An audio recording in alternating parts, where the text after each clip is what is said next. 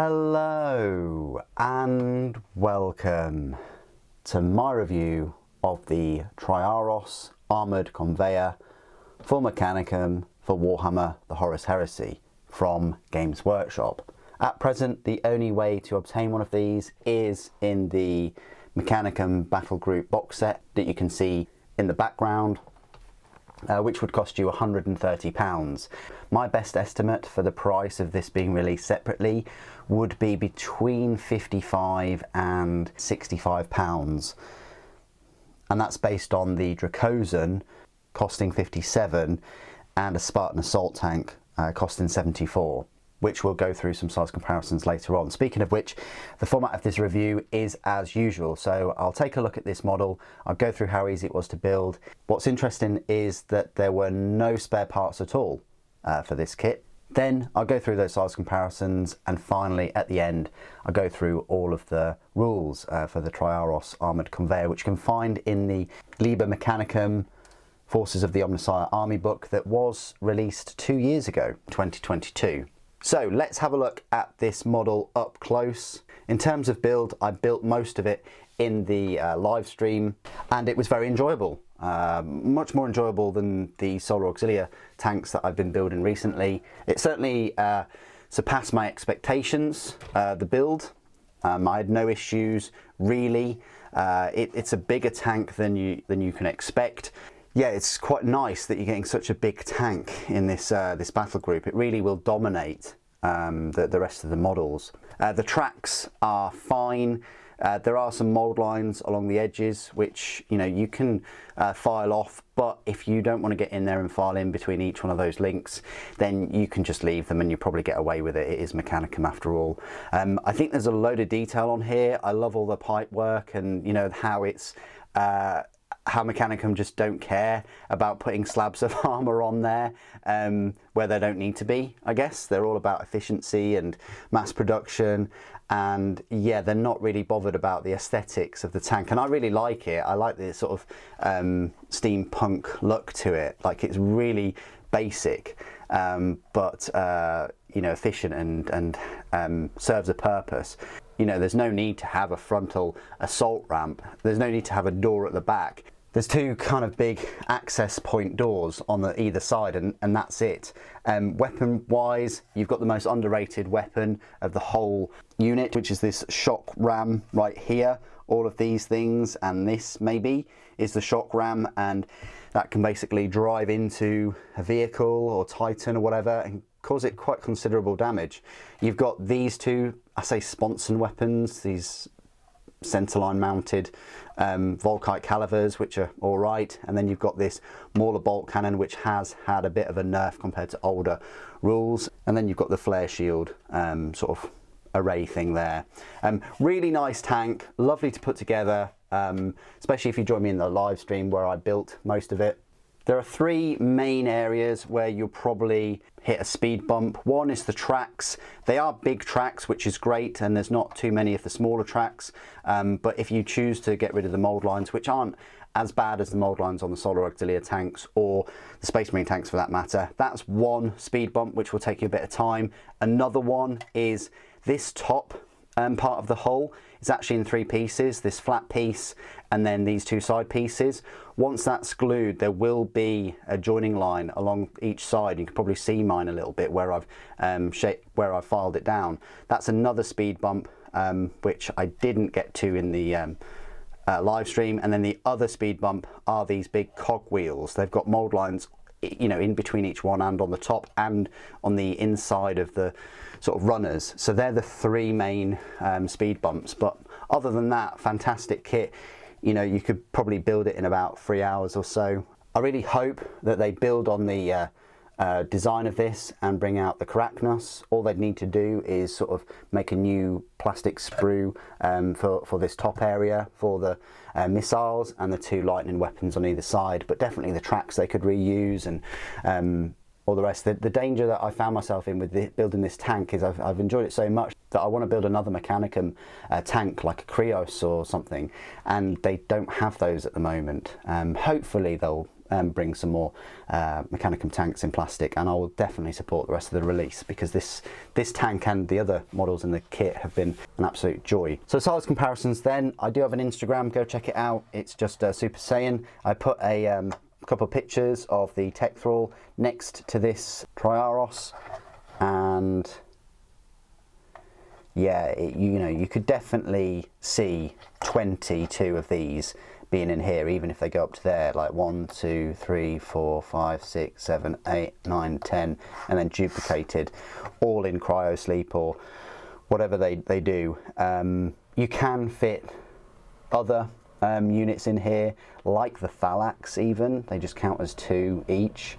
So you could even put 2 full units of 9 Thalax in one of these, which would be horrific, because that's like 27 wounds at toughness 5, and they've got some decent weaponry.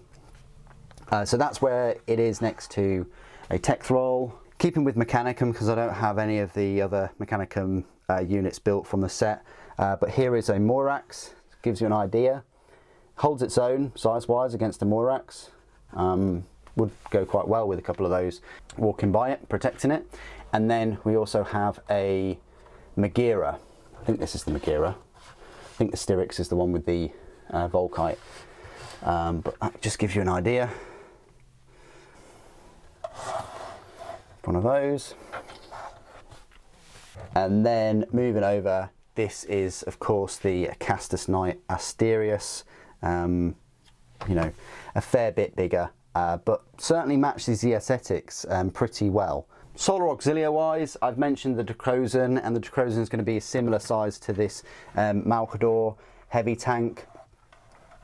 The Triaros is longer, it's a longer tank. If you don't actually count the barrel of the Vanquisher cannon, the hull itself is longer. The tracks are taller, the overall tank is taller, and it's wider as well.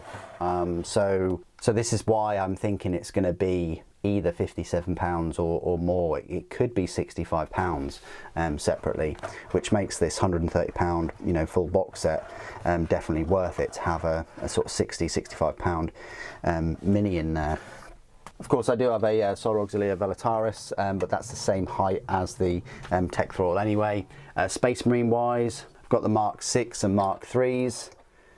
Give you an idea of how they hold up. If you're going to be using Mechanicum with a Space Marine force, they're pretty dwarfed by this troop transport really, and one of the best looking troop transports I think for any army. It is almost like the Mechanicum's version of the Land Raider. And then the final comparisons just with some 40k miniatures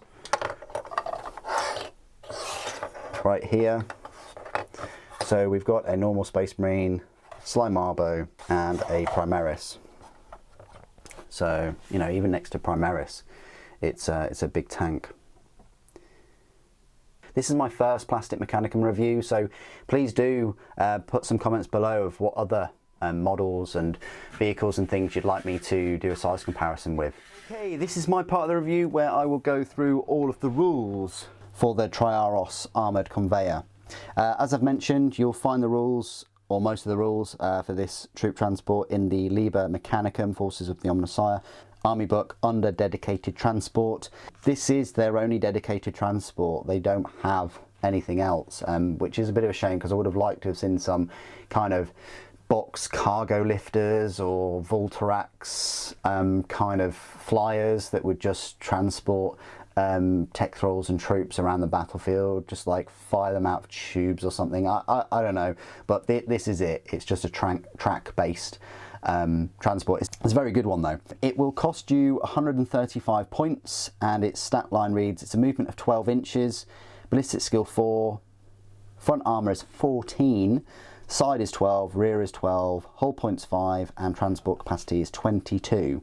It's a vehicle transport, and its war gear has a shock ram, 2 centre line mounted Volkite calivers, pintle mounted twin linked Mauler bolt cannon, flare shield, searchlights. Special rules: galvanic traction drive. Access points: it has 1 access point on each side of the hull, and the vehicle may take any of the following options: up to 2 hull front mounted hunter-killer missiles at 5 points each. Now, the kit doesn't actually include hunter-killer missiles, so you might have to kind of salvage them from a Solar Auxilia tank kit, a Solar Auxilia tank accessory sprue somewhere, and then there's the issue of like where you're going to mount them on the tank that doesn't look too, you know, obtuse. So quite straightforward. The only option is these hunter-killer missiles. Now, what do all these weapons do? Well, the Volkite calibers work as usual. They're 30-inch range, that's pretty nice, it's got effective range of 42 there. Strength 6, AP 5, Heavy 3, deflag rate. Deflag rate, if you didn't already know, is a special rule that after normal attacks by the weapon has been resolved, you count the number of unsaved wounds caused on a target unit. Immediately resolve a number of additional automatic hits on the same unit using the weapon's profile, equal to the number of unsaved wounds. They can then be saved normally. So essentially unsaved wounds cause more wounds that you then have to make more saves for. So it just whittles your whittles the enemy unit down a little bit. But of course there is only 3 shots, well 6 in total. Yes, it's a good strength and you probably are going to be wounding, but it's based on the unsaved wounds after that. The good thing about this tank though is it does have that ballistic skill 4. So you're probably going to score 4 hits, and then if you're against Space Marine equivalents, that would be 2+ to wound. Let's just say you get all 4, but then they save and you might get 1 unsaved wound. So you're looking at 1 additional wound that again is probably going to be saved. So it sounds good on paper, deflag rate, but unless you're against things that have armor save of 5, which is quite rare, other than like tech thralls and Solar Auxilia, then it's not going to be that useful. The other weapon, the pintle-mounted twin-linked Mauler bolt cannon, and I've said this at length that bolt cannons have been nerfed. They used to be AP3 and I still think they should be AP3. They're bolt cannons at the end of the day. That is a 24-inch range, strength 6, AP 4, heavy 4, pinning.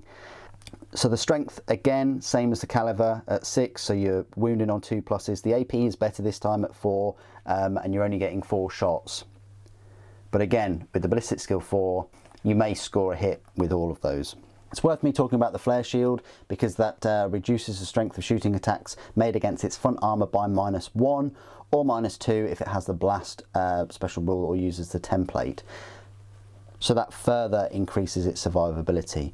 You're getting a las cannon firing against the front armor of this vehicle. It's going to be reducing that strength to an 8. So you're going to need to be penetrating it on a 6, and it's not going to be a penetrating hit. It's just going to be a straight up glancing hit. So that does make a big difference, especially on this front armor 14. Now it's worth noting that it's only on the front armor that the flare shield works. And finally, another weapon that's often overlooked is its shock ram. Now this is a melee weapon, and its strength of the user, which is 10, and its strength is 10, AP 4, concussive 3, ram D6. So it's nice that it's got concussive 3. The AP is, you know, what it is, it's just 4, but that might come in handy ramming other transports or vehicles, titans, things like that with that strength 10. A little note about the galvanic traction drive. You can re-roll dangerous terrain tests with that galvanic traction drive. And the final kind of points I wanted to make is just a comparison between, first of all, the Dracosan and the Land Raider, like the standard base Land Raider. So the Dracosan is more expensive by an extra 40 points.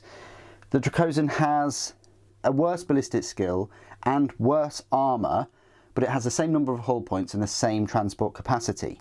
You know, the Dracosan has a front armour of 13, side is the same, but rear is 11. It doesn't have that flare shield, and its ballistic skill is worse. Now, arguably, you can buy a flare shield for the Dracosan, which I would definitely suggest, depending on what you've got depending on what unit you've got in there. Like if you've got some Velataris in there, then yeah. If you've just got some standard las rifle chaps, then probably not. And also the Dracosan only really has, well, I'll say 2 weapons. It can have a pintle mounted weapon, such as the heavy stubber multi-lays and things, but its main front weapon, you can have that awesome Gravis las cannon or the Demolisher cannon. So 2 extremes really. I think they're both better weapons than what this Triaros brings to the table, which is, this is more survivable and cheaper and can hit more things, but the Dracosan has better weapons and is more expensive. The Land Raider is the same speed, same ballistic skill. It does have better armour. It's got that 14 armour all round, has the same number of hull points, but its transport capacity is almost half the amount, at 12. And it can't take a flare shield. It also costs almost 100 points more. However, its weapons are undeniably way better. You've got the front twin-linked heavy bolter, you can have a pintle mounted, multi-melter, and it's got those 2 sponsor mounted Gravis las cannons. There's not really any point in me comparing the Land Raider Spartan to the Triaros because that's on a whole nother level. That's almost 3 times the points cost for 1 extra hull point, 4 extra transport capacity, especially if you give it a flare shield, which is an extra 50 points. And it does have those sponsor mounted las cannon arrays. So I think this Triaros, despite its shortcomings with the weapons, gives you really decent value for your points and a lot of protection for very weak troops. If you're going to fill this to the brim of 22 tech thralls, which I definitely would do, or even 9 Thalax and your tech priest. So quite an exhaustive review on this first plastic Mechanicum model. What do you guys think of the Triaros Armoured Conveyor? I think it's a fantastic looking model. It's a great miniature for me to build, and it's got some decent rules as well. Fingers crossed they bring out a plastic Karachnos to make use of the sprues. I'm sure they will. Thank you for watching. The Omnissiah protects.